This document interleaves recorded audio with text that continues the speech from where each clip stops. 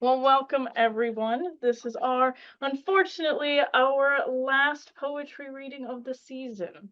I'm hoping to work with Phil and Baruch to get something going for next year. I know this has been so amazing to listen to all these poets. Everyone's amazing every single month. I just can't wait to sit down and do this. I'm actually skipping part of a conference for this, so. But welcome again, and thank you so much for all of you being here. Without further ado, I'm going to let Phil and Baruch take over and explain a little bit about our fantabulous poets today. Thank you, Erica. I'm going to start off. I'm Phil, and just to let you know, normally we have three poets, but this evening we're blessed with four poets, and we want to really highlight the poets' work, and so our introductions are going to be kind of short, so to give the poets more time.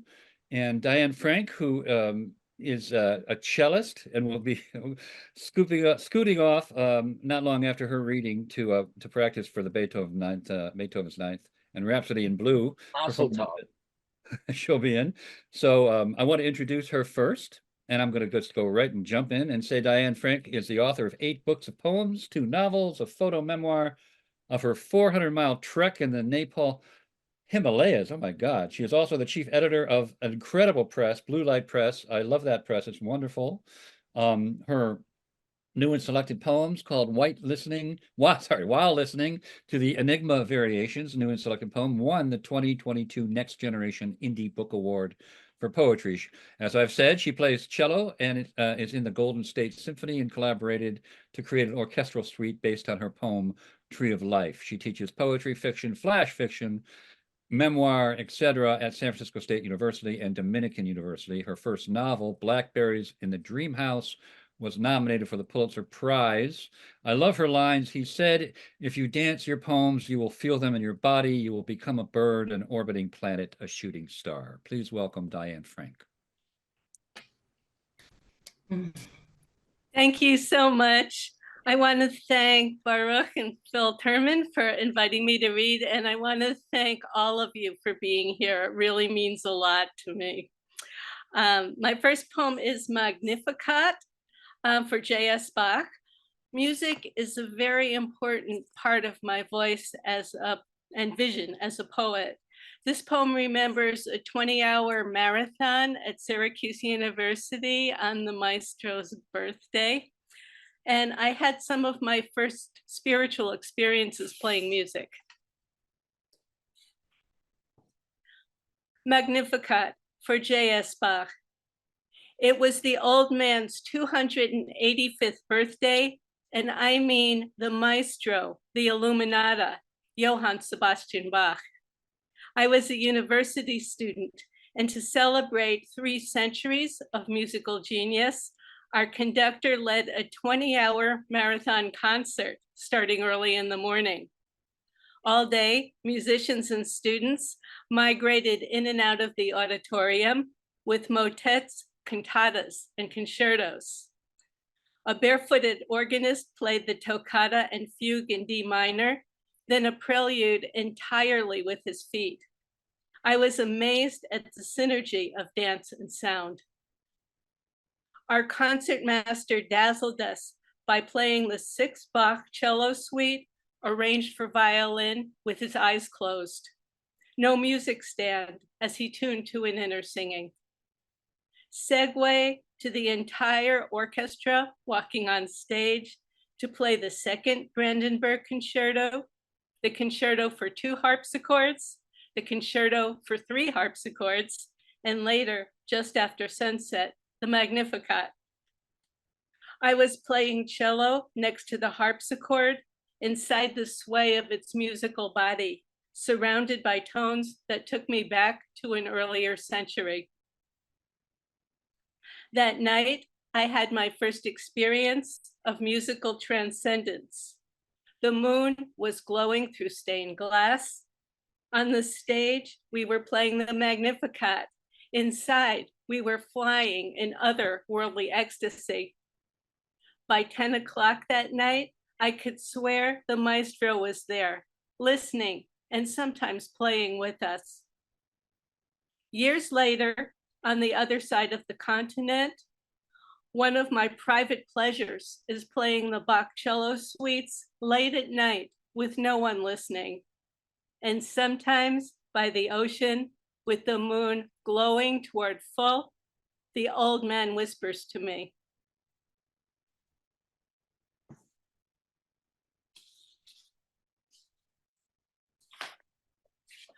my next poem is a new friend. It's about walking with my mom in New Jersey to see Christmas lights and her commenting in Yiddish. Walking with my mom in December. My mom and I are walking down the street in New Jersey in December, snow up to my knees, Christmas lights on every house but ours. And she says in the Yiddish vernacular, ungepatchket, too many colors, too many lights, as cluttered as a rhinestone pin with too many stones. She prefers the illuminated blue star attached to the Wadham's chimney and the icicles of light hanging from the Higgins eaves, not this mishigas on the Reinhardt's house. My mom must have been Italian in a past life. She loves men with curly hair and Mediterranean skin. She asks our neighbors for heirloom recipes from their Italian grandmothers. My dad loves the way she cooks in the tradition of Grandma Helen, but he has no patience for her love of Christmas carols. Our book of carols in 4-part harmony hides in the piano bench, right next to her Hebrew choir music.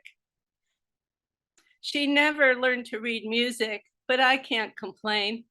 With so many years of piano lessons, it was easy for me to teach her the alto part when the choir director composed music for a prayer, and I learned it with her.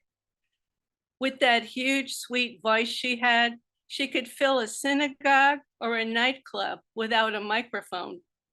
So many people told me they had goosebumps when she sang. I have her voice on CD, in Hebrew, in Yiddish, in nightclubs with a jazz combo, singing the blues, but dang, not her hug, not her smile. She took that to the grave.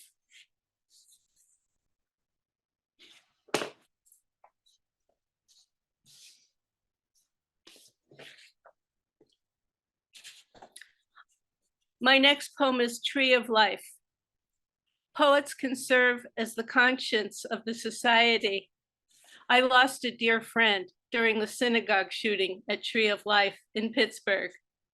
Jerry was in my circle of friends in high school, not just someone across the room. I woke up with this poem 4 days after the shooting, and I hope you never lose a friend this way.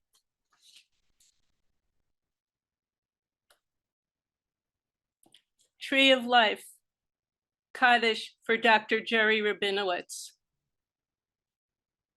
It's a form of praying, to hold the darkness inside yourself and embrace it the way you would hold water in a flowing river. To wake up with tears flowing from a dream, your face a field of milkweed as the pods scatter in a wind of prayer, embracing the growing cold. I remember where he sat by the window at the bottom of the floodplain, where the rivers emptied into the streets that afternoon, fire trucks creating a wake as they moved through the water. And when the bullets came, he ran toward the shattering souls, following his instincts, always to help, to heal the wounded and the dying. His friends hold each other, reaching out through time and a dark river, holding seeds planted long ago by the Tree of Life. Say Kaddish in front of an open Ark of the Covenant. He would want you to find your light and embrace it again, to walk back into the forest we call the world. Hold his memory the way you would hold his face, Let his voice ripple through time. Where the trunk of a redwood tree, thick with the rings of centuries, was burned by lightning, shine your light into the dark world.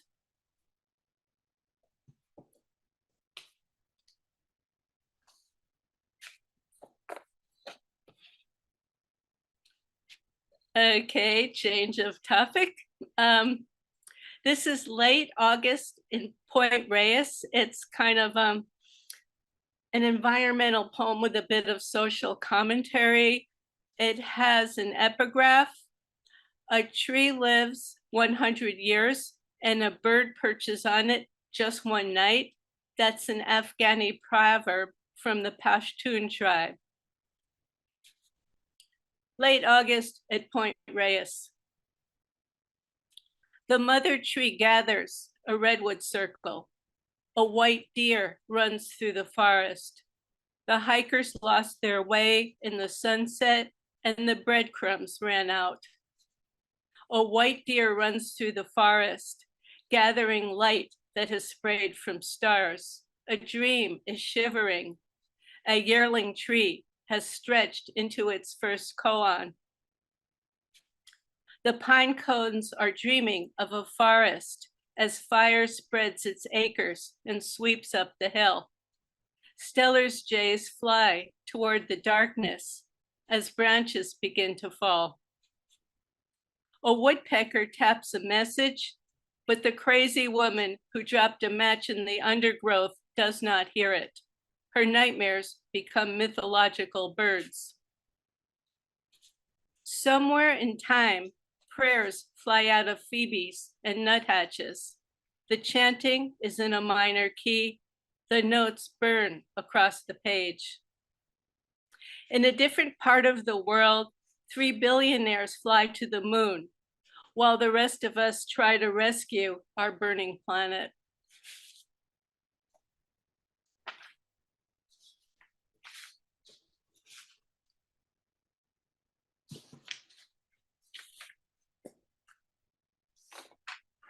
My next poem, Requiem for Edie. This is a poem based on Brahms' German Requiem for my stepmom, Edie. The Requiem is beautiful and healing. Brahms wrote it for his mother. 3 weeks after Edie left us, the San Francisco Symphony performed the Brahms Requiem. My husband and I signed up to usher, and I stuffed my usher bag with tissues, expecting to have a meltdown. But as the orchestra began to tune up, I saw and heard amazing things.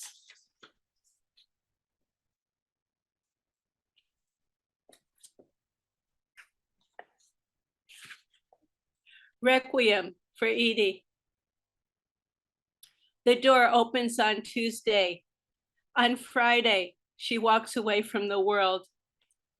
I saw them at the symphony, Brahms and 100 voices around them. He was wearing a black suit with a top hat, she in a long silk evening gown, his arms softly around her shoulder. They waved at me from a high window, and then they walked into the stars. Nobody else could see them, but they waved at me from a high box in the air. In the fortissimo, low pedal notes of the organ vibrated the ceiling and the walls. And in the quiet moments, 100 voices hummed the chord of the earth as it turned. In another world, she is skating on a river in the rose pink of sunset or dawn. A fox fur hat around her face keeps her warm, sheltering her as a cottonwood tree from thunder. These memories comfort as a soft pillow, green and cool, a meadow glowing with wild irises and daffodils, the path through the forest where you walked, where the leaves of your life glow like rhapsodies at your feet.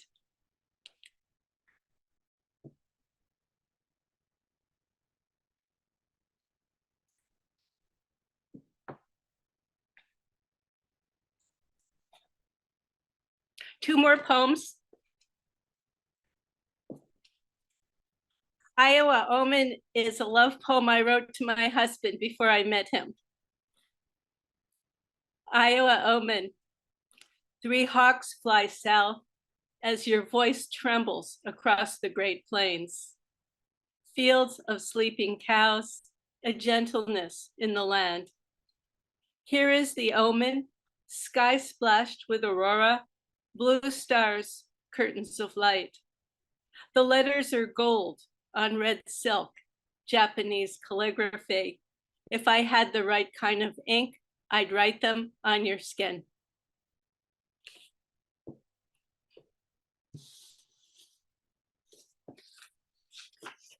And my final poem, Prayer to the Invisible, will be the title poem of my next book. And this is a poem I wrote after the first yurt site of Tree of Life. Prayer to the Invisible.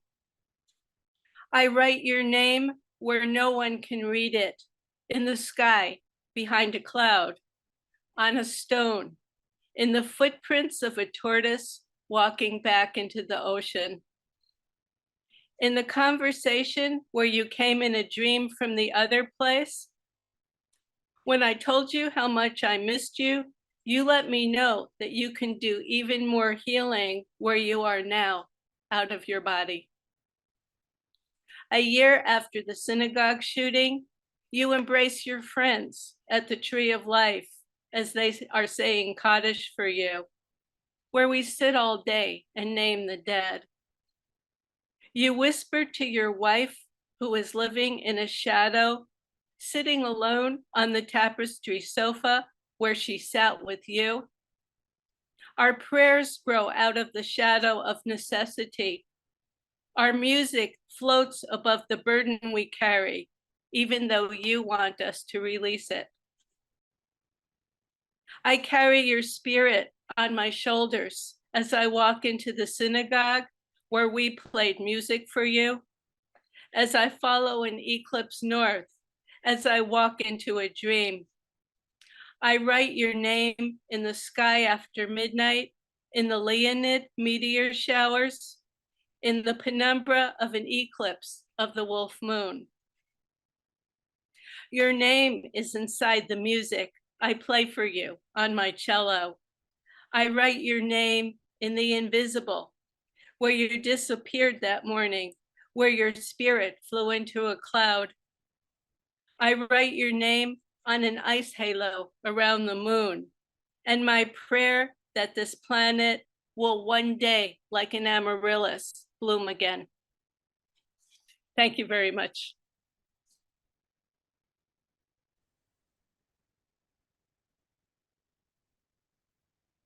Thanks so much, Diane. What a powerful reading. And I live not far from Pittsburgh, and I know the Tree of Life shooting has affected all of us, but very poignant poems, very, very much. Thanks for that.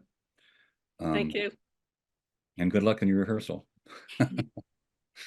Our next poet is a poet I've admired for quite some time. Sandy Solomon teaches at Venango University, where she's writer in residence in the creative writing program.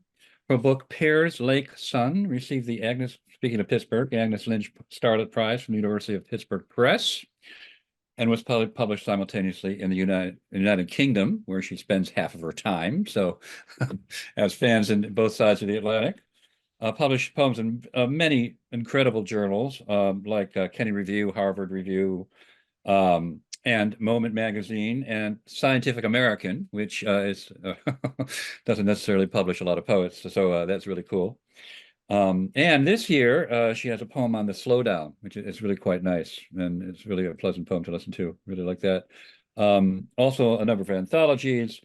She's received many fellowships and spent time at various artist colonies. I admire her poems a great deal. And there's a little section from a long poem that describes each of the months. I just want to read the May section. It's just a few lines.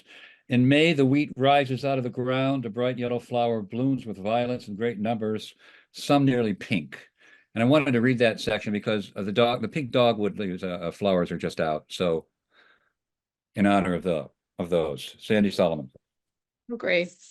Thank you. Let me start with a poem.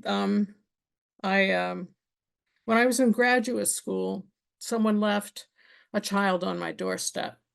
And so this poem is about that. Foundling. You stood small and mute on the stoop where she left you, with a tiny plastic suitcase like a bad joke beside you. She might have said, "Be a good girl." You stood so solemnly still, the block a stubborn witness, the sidewalk in all directions blank as sky. Your face also blank, but watching intently. And with what care had she put you there? Newly polished shoes, white tights, and just washed, ironed dress. Your smartly braided hair and blue barrettes.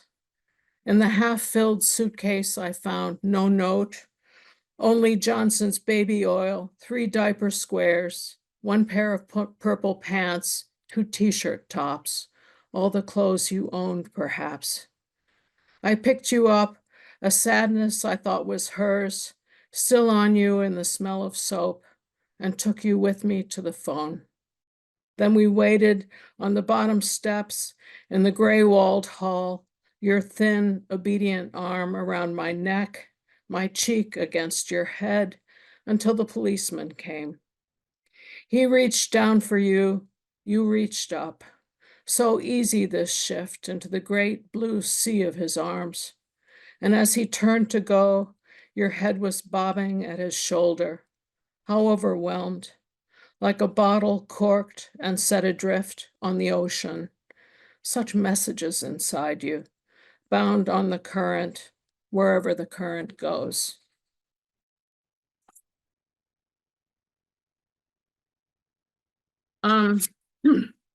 This is the title of my book. The title poem of my book.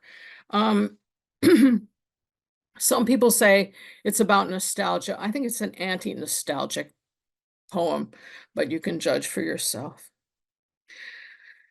Pears Lake Sun. Pears on a sunlit ledge, flashes of lake, how the poised world pressed itself through the floating surface of that day, how the manifest made its mark.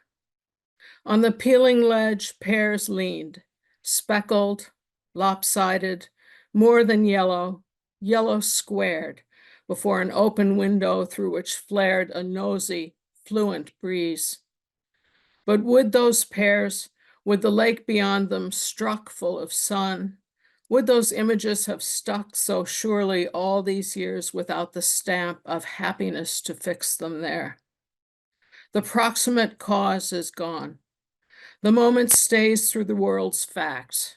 Pears, lake, sun become now artifacts, seeming finer than the passing beauty of the world itself. Even this noon, I hold them up to praise in the face of such brilliant fluidity, now that the eaves let slip their slick icicles and snow eases again into the ground.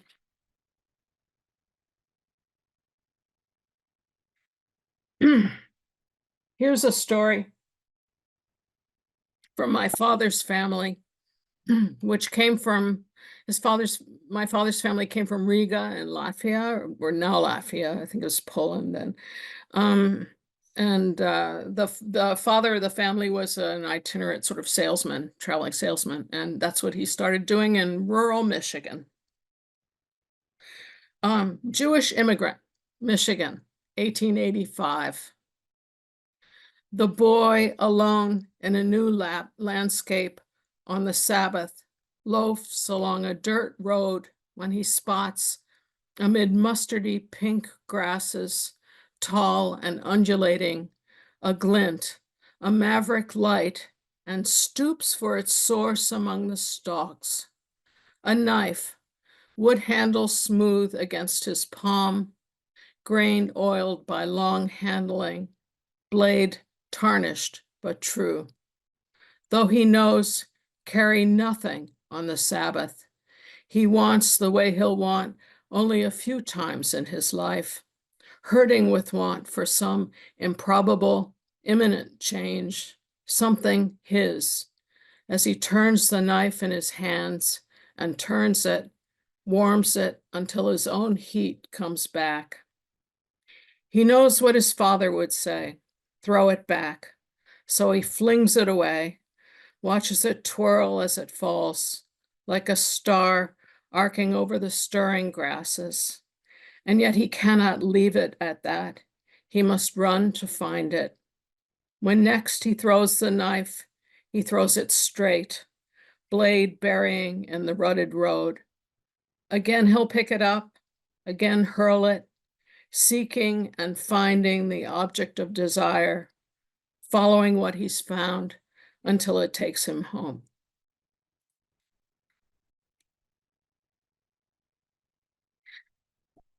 Here's a poem about my father's death. I'm sorry, but we'll come back to happier things in a minute. My dad was a scientist, and so he liked numbers. And this is about going through a pile of pictures and finding one of me and him.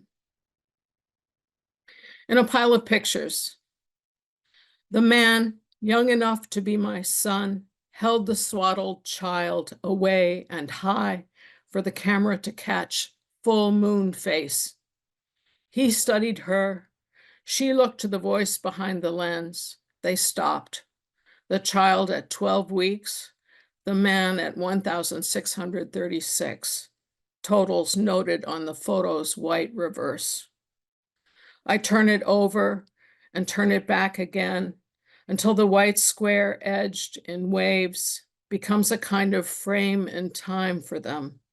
The man, the child, the interval between, the unfamiliar calculus of weeks, set at 1,624 by births a near third century apart. His way of gazing hard, that small joke, a show I think of both delight and dread, or do I read that in, of being held by this new kind of love. You grabbed my thumb, he said, with such strength I was amazed. He realigned his notion of himself, reckoned where he stood, and wrote it down. As now I calculate our sum of weeks at 2,642 in tribute to him. I counted nothing at his death, but placed my hand on his unfeeling calf, where underneath the quilt his warmth remained, and waited with him for the undertaker's van. Beneath my palm, the smooth absence of his skin. My origin to his end, he held me, holds me still, within the margined frame in which I now place us, though each memory undoes me. I won't have it, not the moment when the quilt fell away and suited men moved him from his bed, that only face zipped away and carried beyond knowing. Instead, I returned to the moment when I whispered, weeping, in his bad ear, fly away.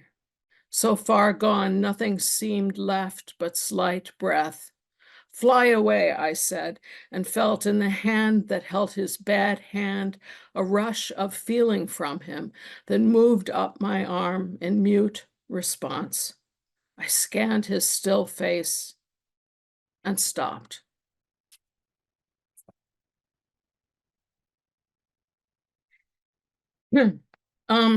This is a student poem. I was a student in this poem.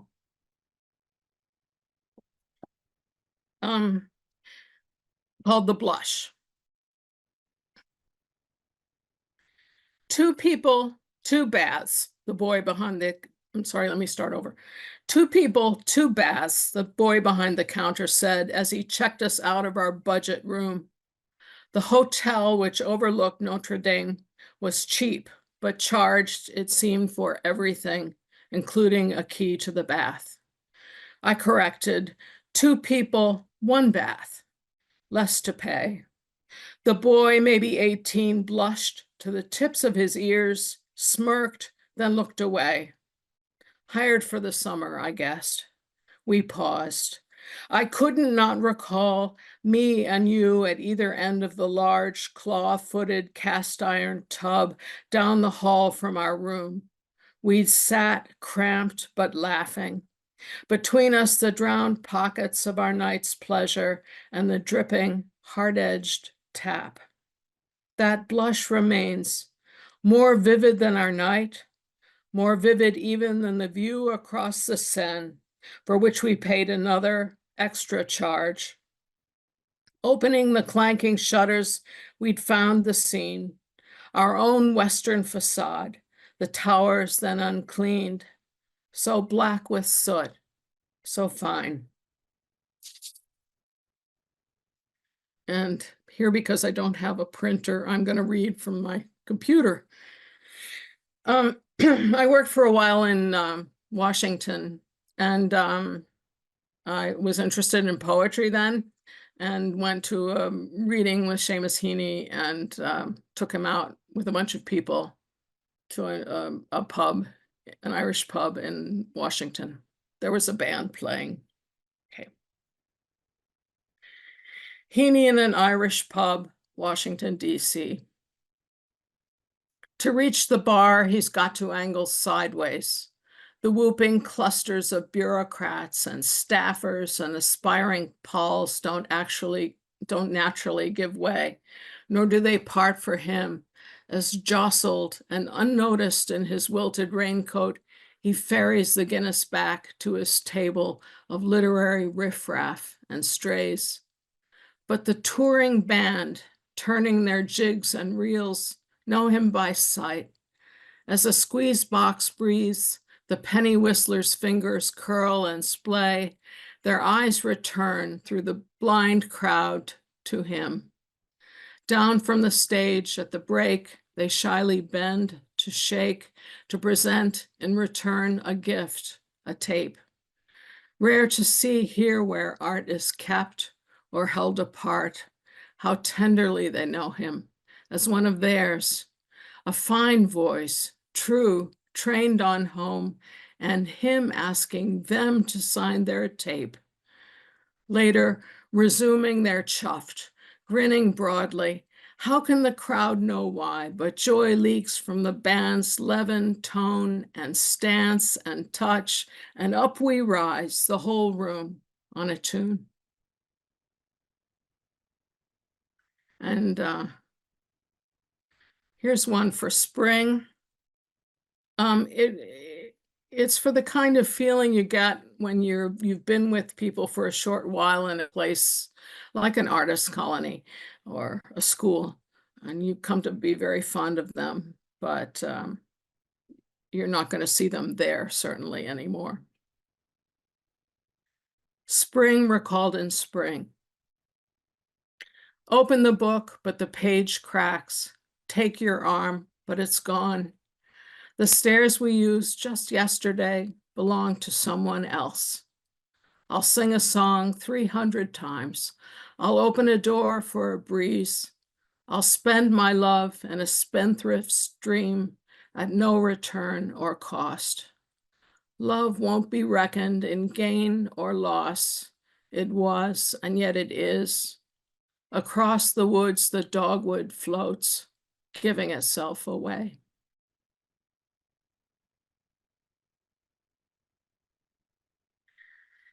And finally, I'm not keeping track of time, but this is roughly 15 minutes, I think. Henry Rago was an editor of Poetry magazine in the 50s and the 60s. He taught me when I was in university and helped me get over the horrible instruction I'd had in high school, made me love poetry. He was very proud that he had published a whole bunch of early Plath poems, for example, and a lot of Bishop. I mean, he was a good spotter of talent. Worker in shock. The body carries the work of its hands. Like the miner who carts home coal dust, he's always smudged. White exclamations where his hand has found his cheek, and lines across his flannel slacks where the blackboard ledges touch.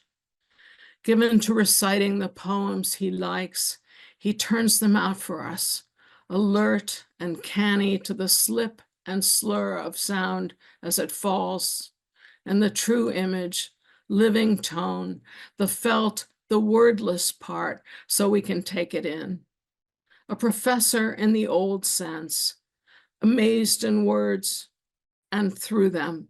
His hand lights on his lips at the poem's end and leaves its chalky trace while the poem opens into silence. How about that, he sighs, and then repeats the closing lines. In this big tin basin, battered and shiny like the moon. How about that, he says again, as another gesture touches down, and the image, wholly released to air, dense and glints another sun. I see him raising it still, its surface struck, his blazer blazed by his hands. Thanks very much, everybody, and thanks to the organizers and my other readers. It's a pleasure to be here. Thank you. Sandy, thanks for that amazing reading. It was really wonderful. This is the first time I've heard you read, and I feel very lucky. Thank you. Next is Susan Comninos, and Susan has gorgeous and unique poems that often explore the twin forces of legacy and chance and how they help shape identity. She has a special interest in fixed forms and how they organize or make sense of experience. Her lovely writing also often explores the relationship between her Jewish background and the 21st century. Susan is the author of a book of poems called Out of Nowhere that should be owned and memorized by everyone. Her remarkable poems have graced the Harvard Review Online, Rattle, The Common, Prairie Schooner, and North American Review, among others. And now, without further ado, Susan, take it away. Thank you so much, Baruch. That was a really beautiful introduction. And thank you, Phil, for co-organizing this reading series with Baruch. And thank you, everybody, for being here. So, Baruch, you stole my thunder a little bit. I was going to talk about the twin forces of legacy and chance, but you've done that. Thank you. So I actually am a big fan of Linda Pastan. And she also is interested in this notion of what is handed to us that we have very little control over and what we do in the face of that. So if it's okay, I'm going to start by reading a very short poem by Linda Pastan, and then a poem of mine that responds to her poem. So I'm sure you know this poem, or many of you do. It's called The Laws of Primogeniture by Linda Pastan. My grandson has my father's mouth with its salty sayings, and my grandfather's crooked ear that heard the soldiers coming. He has the pale eyes of the Cossack who saw my great-great-grandmother in the woods, then wouldn't stop looking. And see him now, pushing his bright red fire truck towards a future he thinks he's inventing all by himself. So I feel as though we should all clap for Linda Pastan. Thank you. Okay. She passed away last year, so, but it's a wonderful poem. Okay, so the poem that I'm going to read in response is called Bequeathal, and it's about what we inherit physically and culturally. And it is for my grandpa Zalman. Bequeathal. If legacy means long arms, My grandfather's smile stitched to the gap in my teeth. Then, when I die, make me a golem from a palm full of dirt and torn pocket of time, with arms long enough to reach you, to play with the fringes at your waist.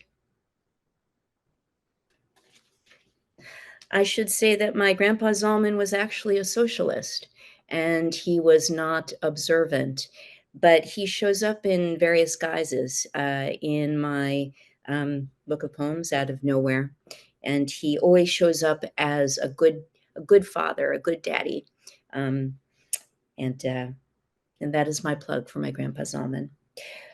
Okay.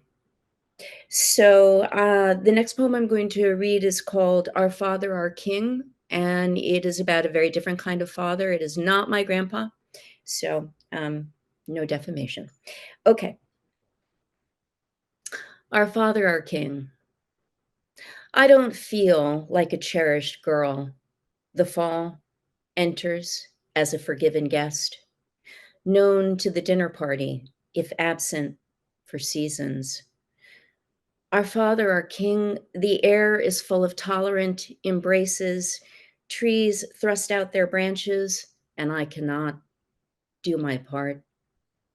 Our Father, why have you brought me into your orchard of plums to show me the autumnal variety? I am well versed in the sight of fruit as it stacks in pails. What good does it do you to show me faultless things? You are fast losing my most faithful sense of your indifference.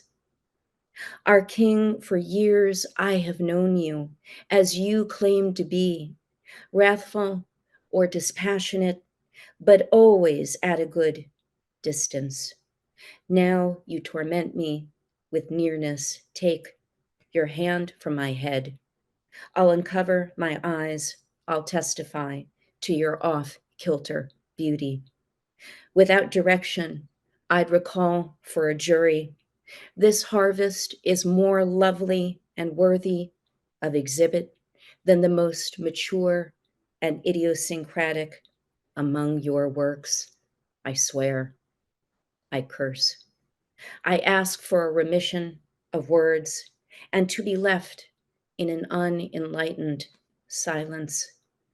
Or, as you once did with ribs, reconsider my exquisite oneness, which you created. May you see fit to deliver me, an unwashed and distinctly wicked man. May you make him offensive as an apple eater, a clothes wearer, a sky fisting bellower. But send me a dirty beloved whose body will drop down, distend, and discharge like an overripe berry into my knowledged mouth.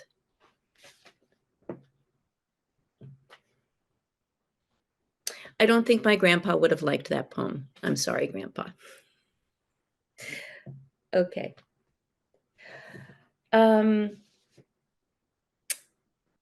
I'd like to read a poem that is not in the book that I wrote recently.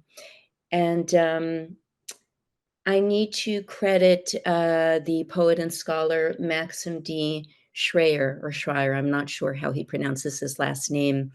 He wrote a Facebook post from Italy, and he posted, "Good morning, singers and psalmists."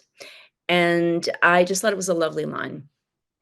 So I wrote to him and I asked if I could plug it into a formal poem. And he said I could. And for some reason, it was linked in my mind to the very small town where I grew up in upstate New York. I went to school in a village called Endicott. It was it still is a post-industrial, very economically recessed place, and it has the dubious distinction of being both a part of Appalachia, at the northernmost tip of Appalachia, and also being part of the Rust Belt. So for some reason, Maxim's line, "Good morning, singers and psalmists," and this town where I went to school melded in my mind. And the resulting poem is called Toxic Villanelle. Toxic Villanelle, on fleeing an 80s post-industrial town, after Maxim D. Schreier. Good morning, singers and psalmists. Where were you when I was growing up in a ruined town and smog was the lone palmist? That dense cap of airborne gray, our Rust Belt's longest hovered ghost. Carbon's a postcard from the past, flung up. Good morning, singer-psalmist, of fouled sky, of school rides past the promise of spent needles on spired churches, pricked, I'd hide in novels, tented pup on a belching bus. Smog was my window's palmist. So, who hasn't yeastily risen to somewhere on a plumed comet of solvents, dumped by blackened workers like rotten potatoes plucked? Good morning, singers and psalmists of books. You were my lone companions, modes of flight from the cancer the old tannery tucked in the lungs of town. When smog was our resident palmist, you trucked in hope before I fled. Last and smallest to arrive, then quit that place. I should have swung my arm and known my luck. Good morning, singers and psalmists, prophets of that poisoned town where smog was a lonesome palmist.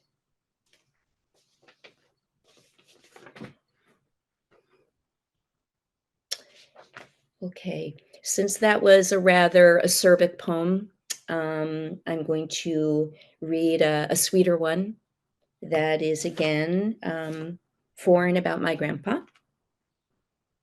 Shout out to Hagit, who I know is going to read about her close relationships. We talked a little bit by Facebook last night about this. So, okay.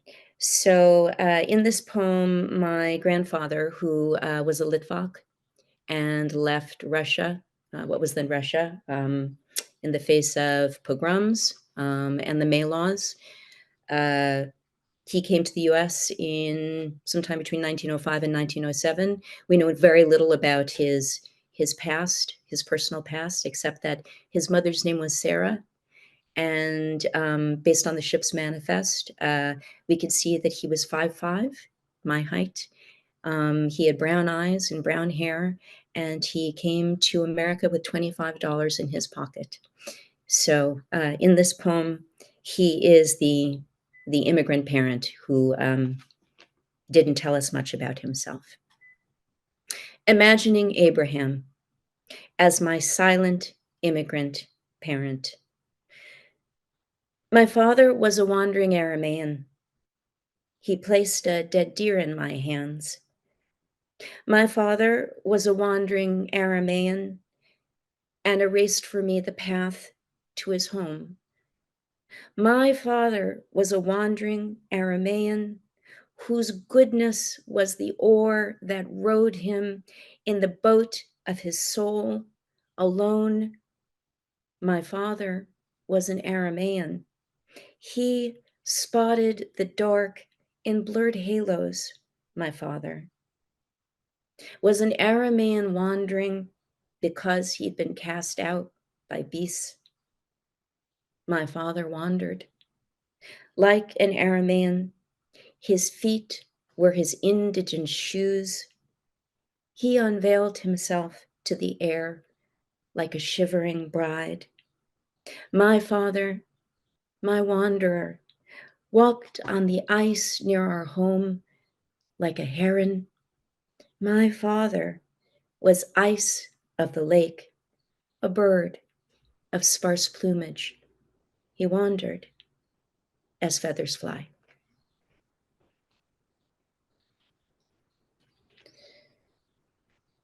I should have looked at the clock when I started reading, but I did not. I suspect my time is up, and I think there's only a little time left, and I don't want to take it from Hagit. So I'm going to cede the floor. If you have one more, you can read it. Give us one more. I'll make it a quick one. All right. Okay.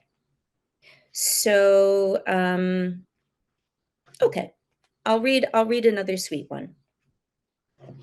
This poem is called Commitment. Commitment.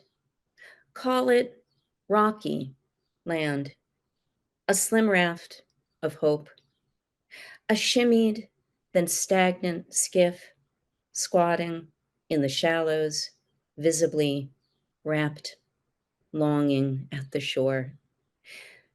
Its anchor has the taste of iron when you gnaw at the leg of its length, then haul it up, link over, married, link, capable, strong. Feel it. This boat of boredom turns fast as a fish, gulping happiness as gladly as it does the patinaed air. Puffed, its gills push us far from its ears, like a fight, too wed and fixed to recall. A hook to the mouth pulls us close, almost to the center of something. You dive your drift onto it, then me. Thank you. Thank you so much for that wonderful reading, Susan. What a pleasure. And you can find Susan's book. Erica just posted it in the chat, so you have access to it right now, and we'll post the other ones before we go. Let me introduce Hagit, who is up at a very late hour for us from the Holy Land. Hagit Grossman's poems pull you in with their beauty and show you that anything is possible through verse. They draw wisdom from what first seems to be abstraction.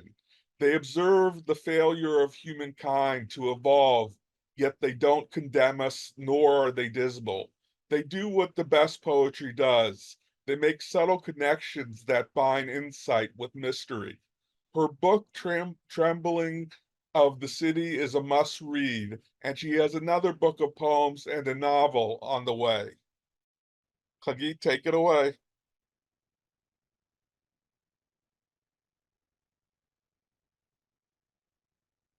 Oh, you're muted. You're muted, Hagit. I'm mute. Okay. Well, I'm writing in Hebrew, and I was very, very lucky to find a very, very good translator. His name is Benjamin Balint. He wrote a book about the last trial of Kafka. It's a very, very good book. He's in a huge tour for 5 years now, and he's a brilliant man. He was born on Shakespeare's birthday, the 23rd of April. He was supposed to be here, I guess he didn't arrive. But I'm really happy I found him, and he's kind of my soulmate now. So I'm gonna read a poem that I'm always reading, even though I'm writing and reading in Hebrew. But this poem is on friendship. It became, like my skin. It's my heart. So on friendship. If a friend calls out to you late at night from beneath your window, never send him on his way. And if you've sent him away and still insist on rigid rules, regain your composure after a moment and run to the window and shout his name. Come, Elchav, come back. I've got some corn cooking. Come eat something. And he'll placidly retrace his steps and gladly accept the key you toss down from your window. We'll come upstairs to the first floor and we'll be impressed by the large pictures on the walls. He'll sit and wait for you to slip into a clean shirt, and you'll put on the movie in the kids' room. And your baby daughter will rush to the kitchen and come back with a red pepper for him. He'll decline the warm corn and say he's already had dinner. In the meantime, your husband will chat with him about Tai Chi and pour him a glass of cold sweet pineapple juice. You'll return to the living room and go out to the balcony and light a cigarette and sip a cold beer. You don't yet realize that this is a sublime moment in your life, one of the most sublime you'll ever know. It's so weird just sitting in my room and reading, you know, it's very, very strange. But and also looking at myself with these glasses. Hi, it's so strange. Okay, everything. But I'm okay. So this is my poetry book, Trembling of the City. It was published in England. Thanks to Benjamin. He told me to send it and it just happened, you know. So, evolution. I was once a Paleolithic painter, a sensual hunter, plundering the earth, living from hand to mouth. I painted at the cave's corner, concerned only with the day's concerns. Faithful to nature, I rendered beauty straight and pure, sketching motion in lightning strokes. I saw nuanced shades finer than fine. I did not know of shadows, believed neither in gods nor in the world to come. I lived in an age of actions. Then I fragmented and fissured the world into reality and beyond, the visible and the hidden, the mortal and the soul.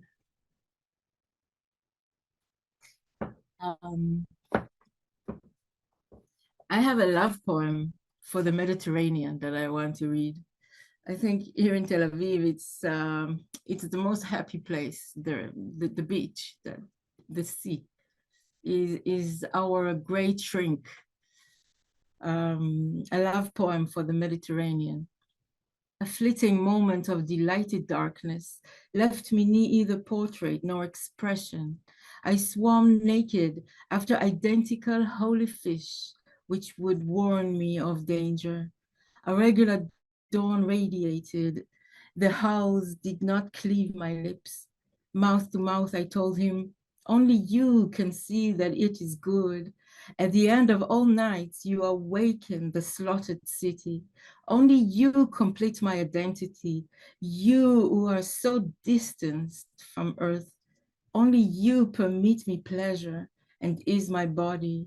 As evening arrives, your love drowns in my flesh. That it's my first book is a book for my father. This is my father, and I promised Susan I will read it. This is my first book. I have a wonderful story about it because once when I was 14, my father went to France for his first time, and he came back and he gave me a dress. He took it out of his suitcase and he gave it to me. It was a pink with flowers dress, and he told me, Paris is your city. You must go to Paris. You will love Paris. And then after 10 years, he died. And I wrote a book about him, and it was translated to French. And they invited me my first time to Paris to sign the book. And that's what happened with poetry. It's always become so strange. In Hebrew, it's like that. Anach לאור. הנח לאור לפשוט את סוד הצל מעל זרועותיך הרזות. תכלת עיניך נקרשת מקור מנוסת המאור הגדול, ואני יושבת ובוהה באפלה. צווארי נקרח אחר צעיפי צלך, כי ברגע הבא כבר לא תהיה כמו שאתה ברגע הזה. רגליך שוקעות במכנסי האדמה, וזה כבר הרגע שהיה, ואין יותר אתה כמו ברגע הקודם, והשמש פנתה, לראותך שוקע בלשונך הכבדה, שריר ריאותיך לפות. אתה לומד למות ביחידות, עם האבק המתאסף מעל עצמותיך, מחוץ לחדר המוצל. אתה עוטה את האור ופושט את העולם.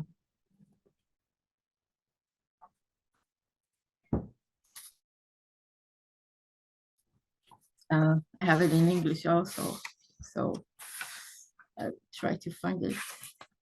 It was here, promise, but it's not here right now. Where is it? I don't know. It was here. Wow, my room. Okay. Let the light. Let the light undress the shadows secret from your thin arms. The blue of your eyes freezes by the flight of the great light, and I sit and stare into the dark, my neck wrapped in your shadowed scarves. For in the next moment, you will no longer be as you are at this moment. Your feet sink into the folds of the earth, and this is already the moment that was, and there is no more you as in the moment just past, and the sun turned to see you sinking with your heavy tongue, your lungs muscle clasped. You learn to die in oneness with the dust that gathers on your bones. Outside the shaded room, you wrap the light and undress the world.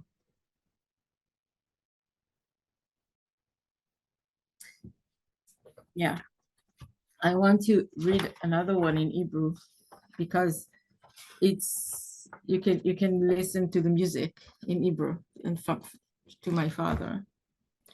Secret, but sod. In Hebrew, secret, it's sod. אבא, אתה סוד, אסתיר אותך מעיני ההמונים, ולא אצא מן המים הגאונים להכאיב, כי אני כמוך, אינני נפרדת מתנועת הצללים. על שפת קבר כחול, סודך נפרד מן החול, מתפשט וצף, כל מה שממנו לא נוכל לחמוק, המים מוצפים באישון עינך עמוק. את כמוני, אמרת, היכן אני? הסתכלי עליי, זו עינך, כשניפגש אקלה שירה בשערך, ואביא אותך אליי, לא תוכלי לחמוק, ישתפו גם עינייך בחול העמוק. I just wanted you to understand the music, and I have it here in English somewhere. Secret. Father, you are a secret. I will hide you from the eyes of the masses, and will not emerge from the waters that rise so nobly to bring pain. For I am like you, I am not detached from the movement of the shadows. On the blue grave's edge, your secret separates from the sand, sprawls and sweeps over all that we cannot evade. The waters flood from your deep absence. You are like me, you said. Where am I? Look at me, this is what you are not. When we meet, I'll plait a poem in your hair, and I'll bring you to me. You won't be able to slip away. Your eyes too will be washed in the deep sand. So it's just the beginning of the poem. It's a very, very long poem. And I will finish with another one from Trembling of the City. That crazy night. Do you remember that crazy night when I forced the whole room to listen to my poems, and then I came to you and kissed you on the lips? You didn't know who I was. In other words, we hadn't met. I just saw you standing on the side, talking with some professor, dark circles under your eyes. The moment I remember those dark circles, I get the urge to smoke something really strong. Maybe because that night I rolled cigarettes for everyone in the room. Afterwards, you took me home, even though I didn't want to go. You listened to my poems on the radio in your car. And when we arrived, I discovered you were a vampire. You sat on the couch and seemed so sad. You had sunk into the depths of some hole within you, and I did not want to come to you. I told you I had someone else. To this day, I regret having said that, I regret not having hugged you, not having kissed you, not having plunged into your abyss, filling it with my whole being, with my poems, with everything you fear to look at for more than a single night. And the last poem will be a translation that I translated Philip Thurman. Okay, Philip Thurman is a great poet. If you know him, tell him that. I also edit this journal, and I translated it and I published this poem in a journal in Hebrew. And I'm gonna ask Philip to read his poem that he wrote to his father. I want him to read it in English, and I will translate it, and you will hear it in Hebrew, but first in English. So Philip, I'm waiting. Okay. Oh, Phil, looks like you got on mute. Oh yeah. Well, I'm not on mute anymore. Okay, here I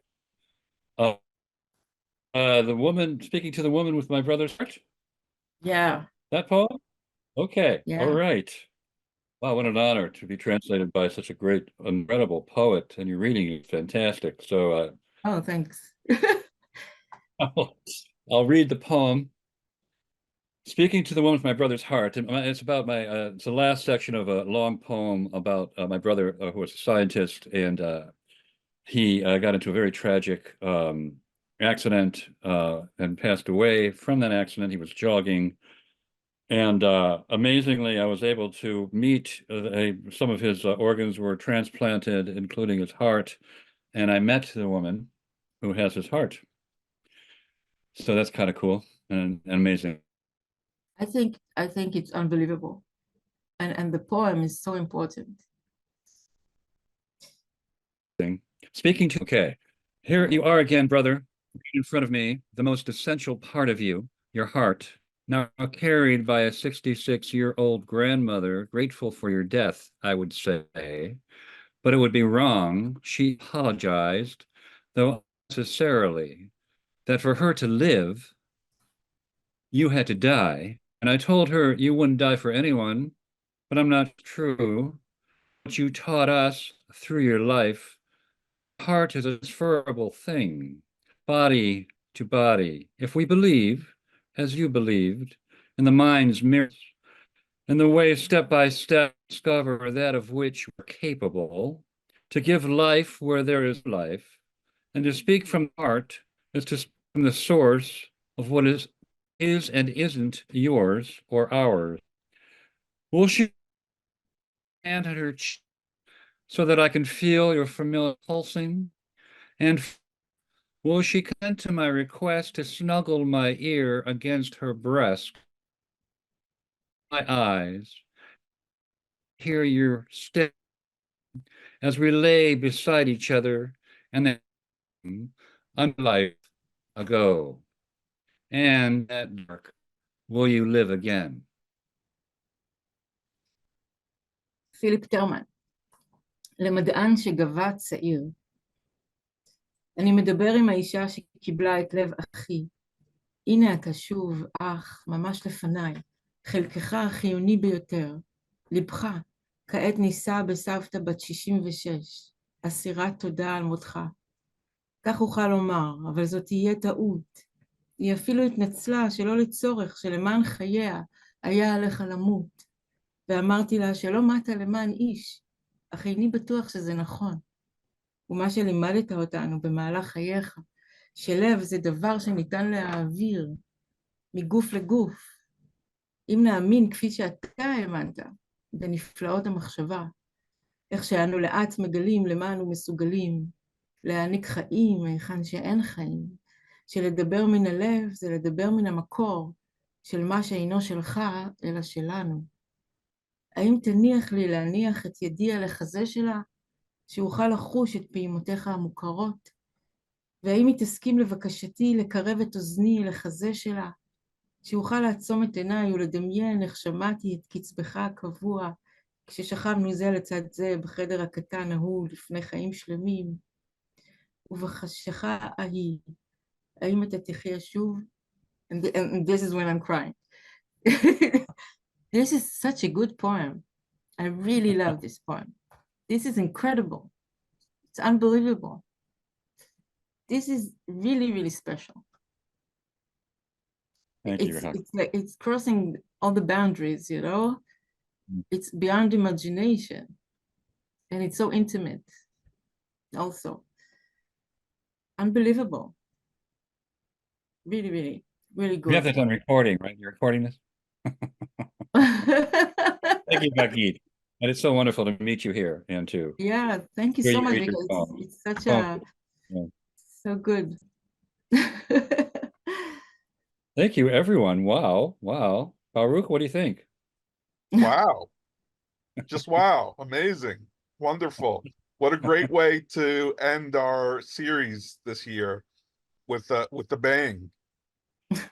All of And our Baruch poets, is also in Hebrew. Yeah. we had Hebrew, and all of our poets were on a different time zone. Hagit, the latest, and now it's probably, I don't know what time, 3:30 in the morning. 3 and 15. And well, Susan's on the Eastern Standard Time, but then Sandy is on British time, whatever that is right now. Oh, wow. Wow. You're muted. You can unmute. Everybody can unmute. Right. 1:15. 1:15. Okay. Oh, yeah. Mm. And we know that Diane, who had to leave, and now she's performing Beethoven's Ninth, is in San Francisco, so it's 3 hours earlier. So it's kind of cool, to be able to do this. And we always, I always often put down technology and Zoom and the impersonal quality of it, but this is kind of miraculous that we can all be together at different times, but at the same time, in the same place. So we really appreciate it. Thanks very much. Yeah. Good to be here. Sure. Thank you. Where's Erica? Are you still Yeah. here? Oh yeah, I'm here. Oh, there you are. Thank you Thank all. you, Erica. And Yeah, thank of you, course. Buffalo, and for hosting this again. We hope that we've earned another year for next year. Baruch, are we going to do it again? What do you think? I think we have to. I Yes. I'm glad to hear. That's awesome. We'll have to pick some dates. But yes, thank you Yeah. all for coming. Thank you, poets, so much for your works that you shared Thank with you us too. today. Yeah, Mhm. Thank you so much, everybody. Erica, for your effort.